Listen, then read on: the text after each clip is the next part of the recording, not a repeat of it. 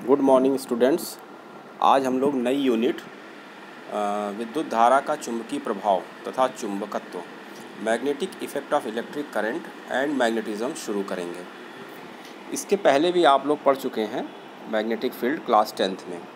तो यहाँ पे हम लोग स्टार्ट करेंगे कि कोई गतिमान आवेश है तो उसके द्वारा कैसे चुंबकीय क्षेत्र या चुंबकीय मैग्नेटिक फील्ड हमें प्राप्त होता है।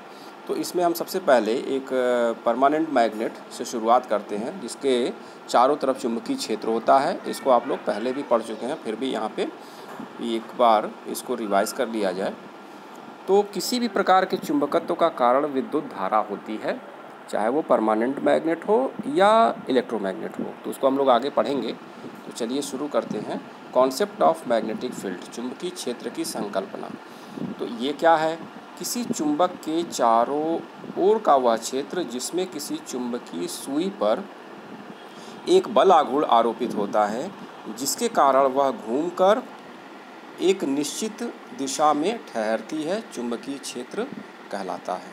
यहाँ पे आप देख सकते हैं कि एक दंड चुंबक रखा हुआ है जिसमें N की तरफ से विद्युत ये चुंबकीय क्षेत्र यानी चुंबकीय बल रेखाएं निकल रही हैं और S यानी कि साउथ पोल पे ये ख़त्म हो रही हैं।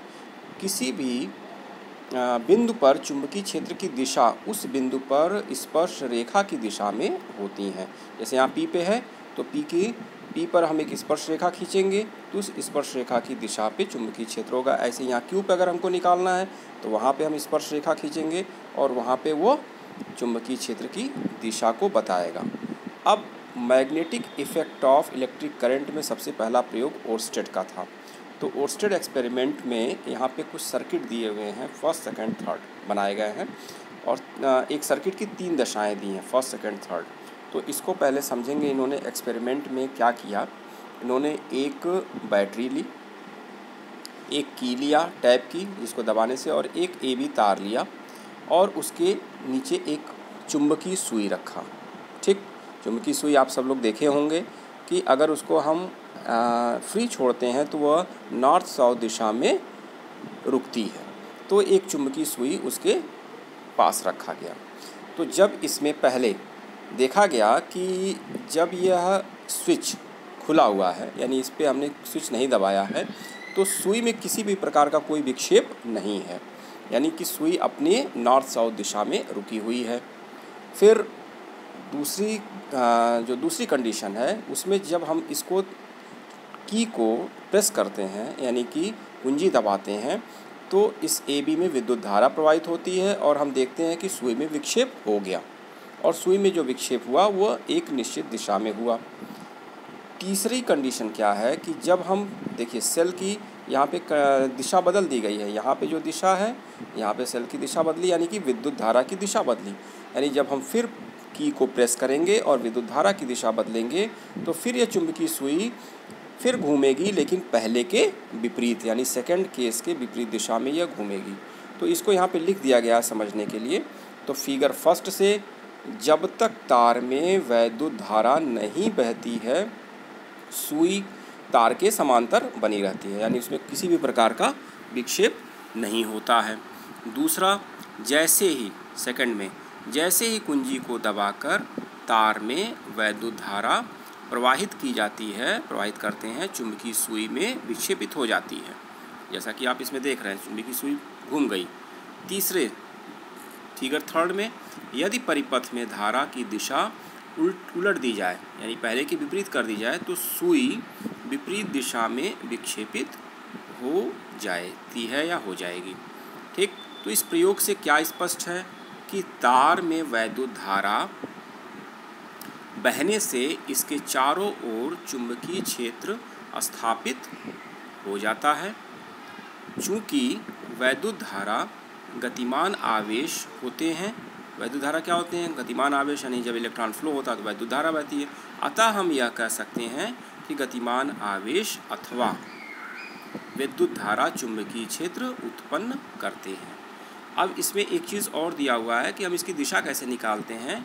तो स्विमर्स रूल है, इसको आप बुक से देख के लिख लीजिएगा कि अगर कोई व्यक्ति धारा की दिशा में तैरता है तो उसका बायां हाथ जिस दिशा में जाता है उधर चुंबकीय क्षेत्र की चुंबकीय सुई विक्षेपित होती है। इसको देख के लिख लीजिएगा। दूसरा जो इम्पोर्टेंट नियम है बायो-सावर्ट का नियम। बायो-सावर्ट का नियम यह किसी धारावाही चालक के सूक्ष्म अवयव डीएल के कारण बिंदु पी पर चुंबकीय क्षेत्र डीबी का मान, इससे हम निकालते हैं। यहाँ देखिए, एक धारावाही चालक है जिसमें विद्युत धारा प्रवाहित हो रही है। इसकी लंबाई आगे डैश डैश का मतलब कि ये पीछे भी है और आगे भी है। तो इसके एक सूक्ष्म लंबाई डीएल के कारण हम बिंदु पी पर चुंबकीय क्षेत्र की दिशा चुंबकीय क्षेत्र का मान निकालना चाहते हैं और उसकी दिशा। तो जो इससे आर दूरी पर है, और यहाँ पे एक चीज़ छूट गई है जिसको कि हम कोण थीटा, इसको हम फिगर में बना के डाल देंगे, अलग से एक फिगर। इसको ध्यान दीजिएगा, जहाँ पे हम हाईलाइट कर रहे हैं वहाँ कोण थीटा है, बनाते समय ये छूट गया था। यह देखिए जहाँ पे हाईलाइट किया जा रहा है ये कोण थीटा है। यहाँ पे देखिए जो हाईलाइट हो रहा है यह कोण थीटा है।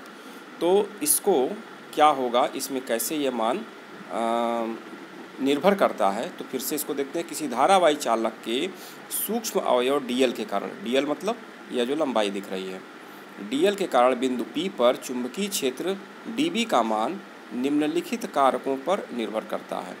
कौन से कारक पर?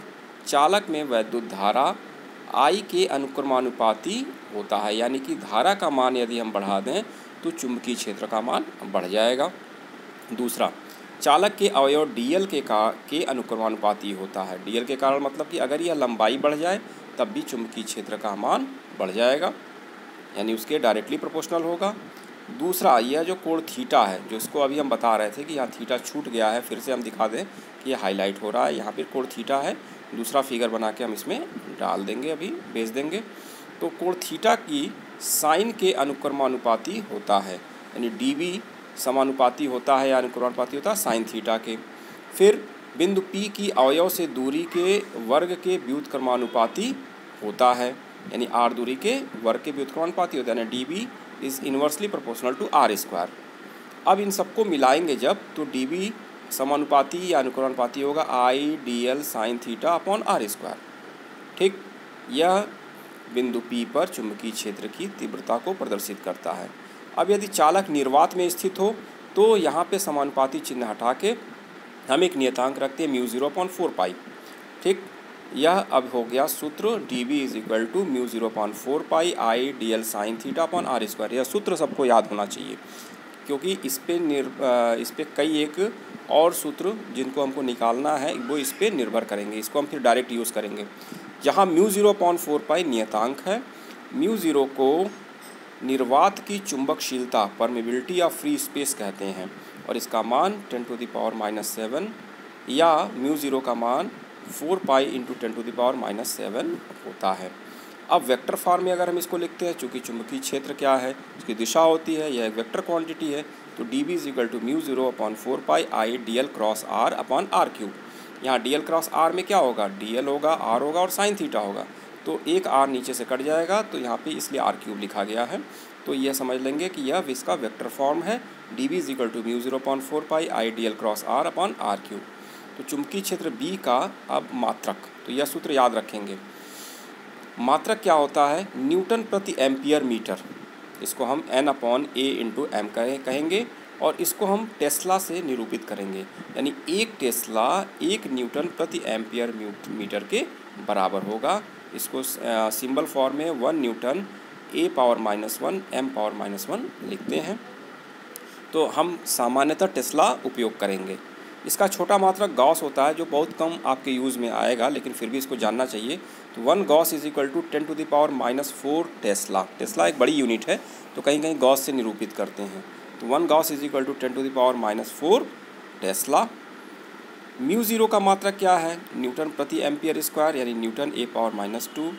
और B के अन्य मात्रक 1 टेस्ला = 1 वेबर पर मीटर स्क्वायर। इसको आप लोग हाई स्कूल में पढ़े होंगे, चुंबकीय फ्लक्स, तो उसका मात्रक है तो 1 वेबर पर मीटर स्क्वायर, यानी 1 टेस्ला बराबर 1 वेबर प्रति मीटर स्क्वायर।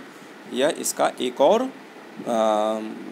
मात्रक होता है जो उपयोग में आता है। तो आज शुरुआत में बस इतना ही, इसको ठीक से पढ़ लेंगे। और यहाँ पे जो छूट गया है एक थीटा, इसको आप बना लेंगे या हम भी इसको बना के इसमें भेज देंगे। यह थीटा कोण है, यह चित्र बनाते समय छूट गया था। अब इसके बाद हम लोग इसके आगे के टॉपिक्स को नेक्स्ट टर्न पे पढ़ेंगे, जिसमें कि किसी कॉइल के अक्ष पर हमको चुंबकीय क्षेत्र का मान निकालना है। ठीक, तो इसको तैयार कर लेंगे और अपनी कॉपी में लिख लेंगे। धन्यवाद।